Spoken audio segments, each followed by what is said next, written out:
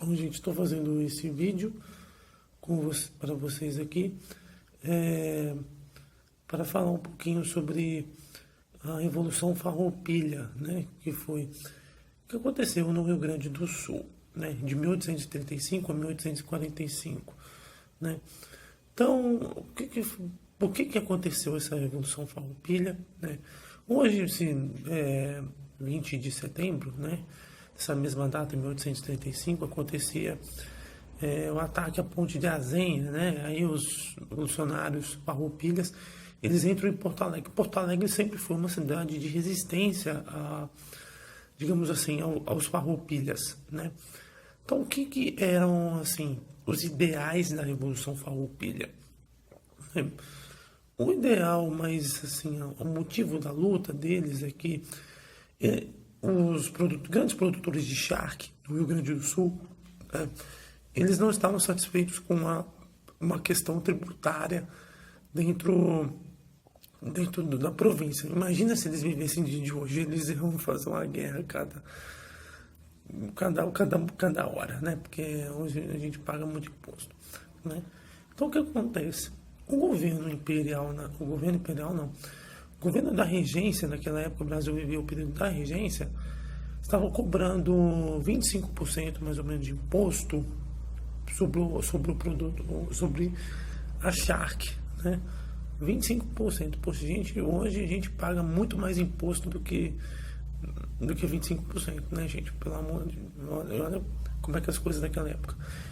E a carne dos concorrentes, né, do charque uruguaio, por exemplo, eram cobrados 4%. Então, tipo assim, não é uma revolta, digamos, de um caráter de elite, um caráter até liberal, né? E assim, eu dou até certa razão para os líderes farroupilhas, né, de revoltarem contra a regência. Mas é o seguinte, existe uma construção de um mito sobre os farroupilhas. E essa construção desse mito se dá muitos anos depois, quase 100 anos depois, quando um gaúcho entra no poder, que é o Getúlio Vargas. Então é muito interessante para assim, essa elite gaúcha, né, da década de 30 do século passado, principalmente, que se criasse um mito em torno dos revolucionários gaúchos, né? Tanto é que você vê, assim, por exemplo, tem feriado disso no Rio Grande do Sul, né? A torcida do Grêmio, por exemplo, sempre canta muito o hino gaúcho em cima do hino brasileiro, né? Demonstrando esse lado muito, assim, muito orgulho de ser gaúcho pelos gaúchos, né? Isso vem da questão farroupilha. E é o seguinte, fala farroupilha, a gente lembra o quê? Farrapa. Farrapa é pobre, né? Então, assim, mas foi uma revolta liderada pela elite, pelo Bento Gonçalves, né? Então, gente, vocês até devem ter assistido, por exemplo, aquela série da minissérie da Globo, né? A Casa das Sete Mulheres, que mostra mais ou menos isso, né? Que foi a Revolução Farroupilha. Aí teve a Anita Garibaldi, teve o Giuseppe Garibaldi, né, que tempos depois vai fazer parte do processo da unificação italiana, né? Então, é mais ou menos isso a questão das causas da Revolução Farroupilha que você precisa entender. Eu vou deixar na descrição o meu slide que eu fiz sobre a Revolução Farroupilha, né? Talvez eu consiga deixar, porque hoje o site estava dando um problema. Então, se inscreva aí no canal, né? Deixe alguma sugestão de alguma revolta, algum período histórico que você queira aprender, né? Então, isso aqui é mais ou menos uma coisa mais ou menos genérica, né? Então, eu vou deixar também, depois do decorrer do vídeo, uma imagem de um filme sobre a Revolução Farroupilha para vocês assistirem, ok? Valeu, gente. É isso aí.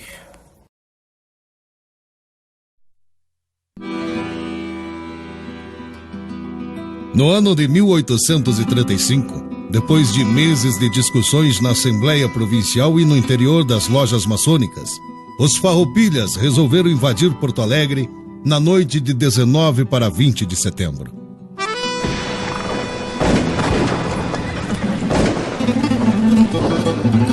Parada dura.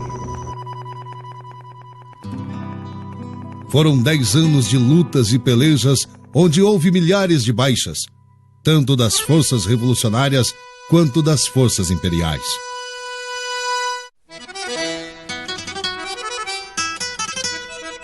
Na madrugada do dia 20 de setembro de 1835, os farroupilhas chegavam à ponte da Azenha. Se defrontaram com a patrulha policial, derrotaram os caramurus e puseram o presidente da província, Antônio Rodrigues Fernandes Braga, em fuga para a cidade de Rio Grande. Foi escolhido como presidente da província Marciano Pereira Ribeiro e como comandante das armas o coronel Bento Manuel Ribeiro.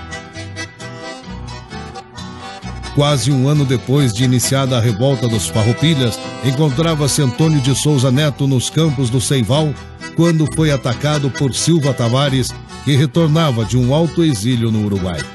Depois da batalha travada no dia 10 de setembro, Neto reuniu seus oficiais nos campos dos Menezes e, num ato de coragem e determinação, proclamou a República Rio-Grandense. 11 de setembro de 1836 marca o nascimento de uma nova nação. Bravos companheiros da 1ª Brigada de Cavalaria, ontem obtivestes a mais completa vitória sobre os escravos da corte do Rio de Janeiro. Nossos compatriotas, os rio-grandenses, estão dispostos como nós a não sofrer por mais tempo a prepotência de um governo tirano, arbitrário e cruel como o atual. Em todos os ângulos da província, não soa outro eco que independência, república, liberdade ou morte! Camaradas, nós que compomos a 1ª Brigada do Exército Liberal, devemos ser os primeiros a proclamar a independência dessa província, a qual fica desligada das demais províncias do Império e forma um Estado livre e independente, com o título de República Rio-Grandense. Viva! Campo dos Menezes, 11 de setembro de 1836. Assina Coronel Antônio de Souza Neto, comandante da 1ª Brigada de Cavalaria. Bravos camaradas da 1ª Brigada de Cavalaria, gritemos pela primeira vez: Viva a República Rio-Grandense! Viva a República Rio-Grandense! Viva a República Rio-Grandense! A Câmara de Vereadores de Jaguarão foi a primeira a apoiar o ato de independência. Em seguida, os farroupilhas definiram a primeira capital. Paratini foi a vila escolhida por se encontrar localizada num ponto estratégico. Como símbolo da nova nação foi apresentado o pavilhão tricolor, que manteve as cores brasileiras, verde e amarelo, mas introduziu entre elas o vermelho representativo do espírito republicano e federalista. Precedida a eleição para o presidente da República Rio-Grandense, foi escolhido o presidente Bento Gonçalves da Silva. No ano de 1838, os farroupilhas estavam fortalecidos e reuniram suas melhores forças, sob o comando de seus mais ilustres militares. Atacaram o município de Rio Pardo, onde os imperiais mantinham forte contingente. O ataque farroupilha foi fulminante, resultando vitoriosos os farroupilhas naquela batalha que passou para a história com o nome de Batalha do Barro Vermelho. Entre os imperiais presos estava a banda do 12º Batalhão de Caçadores.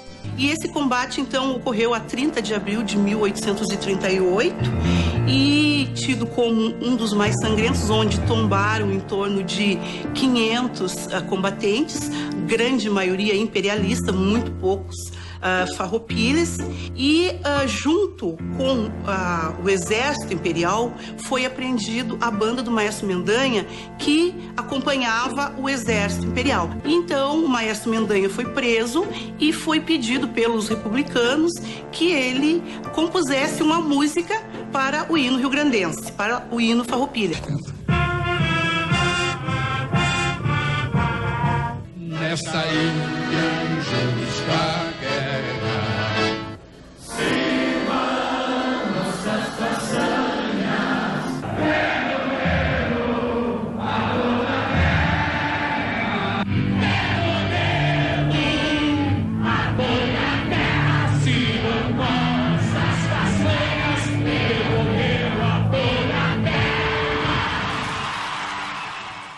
Depois de proclamada a República Rio-Grandense, de escolhidos os seus dirigentes, havia a hercúlea tarefa de organizar a administração. O primeiro presidente provisório foi José Gomes Vasconcelos Jardim. O ministro do Interior e da Fazenda, Domingos José de Almeida, foi o grande responsável pela organização administrativa da República. O primeiro general farrapo foi João Manuel de Lima e Silva, liberal e republicano convicto. Deixou o Rio de Janeiro para se engajar na luta dos farroupilhas. A imprensa oficial foi entregue ao italiano, amigo de Garibaldi, Luigi Rossetti. O governo, o jornal O Povo, se transformou o meio mais eficaz de comunicação da República. Em 1840, os farroupilhas, já dando mostras de enfraquecimento militar, mas cada vez mais firmes nas tentativas de emplacar a República, transferiram a capital para o município de Alegrete. No ano de 1842, reuniu-se a Assembleia Constituinte. Eleitos os 36 deputados, reuniram-se na capital farroupilha para discutir a Constituição. Entre os deputados vamos encontrar os padres Francisco das Chagas Martins de Ávila e Souza e Hildebrando de Freitas Pedroso, além de vários oficiais e civis. Longos foram os debates e notáveis os avanços ideológicos propostos pelos republicanos. Para a época, eles elaboraram uma das constituições mais avançadas. Depois de quase 10 anos de luta, acordaram com os imperiais os itens da pacificação. Os artífices do acordo foram José Gomes de Vasconcelos Jardim, Bento Gonçalves Antônio Vicente da Fontoura, Padre Francisco das Chagas, cabendo a David Canabarro, que comandava o exército farroupilha, e a Luiz Alves de Lima e Silva, o Duque de Caxias, presidente da província e comandante do exército imperial, assinar o tratado. Chega ao fim a mais longa e dura revolução já ocorrida em terras brasileiras.